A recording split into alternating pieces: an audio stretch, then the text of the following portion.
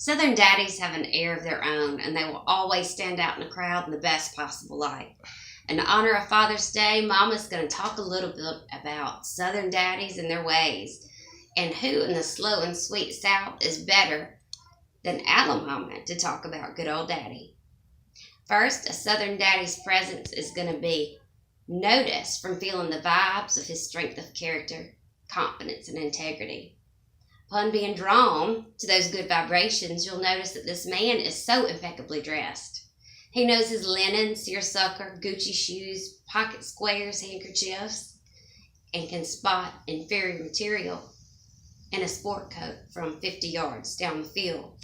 Legend has it that Alabamians became so adept at throwing the football because they spotted cheap nylon material and felt compelled to throw something at the atrocity. And the hat. Don't forget the hat. He's going to surely know that this won't be worn indoors and that the caps are just for children only, unless we're playing sport. Yep. Taking it further, no Southern gent will let his boys leave without first learning how to smoke a cigar or a pipe. The legal kind, of course. And upon further thought, maybe Santa Claus, whose smoke encircled his head like a wreath, was actually Southern. He is a dapper dresser. I mean, who else could rock a red velvet fur like the Claus?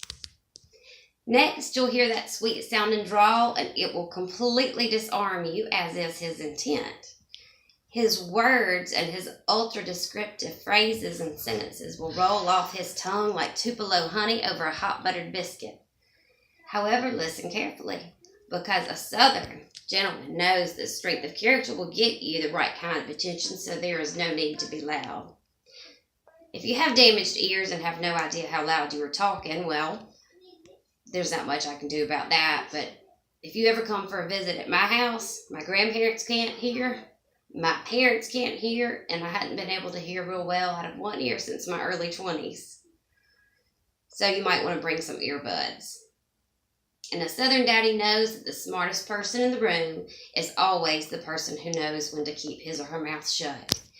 And if he is insulted, well, this wise daddy will likely demonstrate how to ignore the slight judgment or confession of character altogether. His second choice will be to turn that jab into a humorous KO with a witty remark, which will likely make the person feel silly for having stooped so low as to sling an insult at such an intelligent person. Whilst on the subject of talking,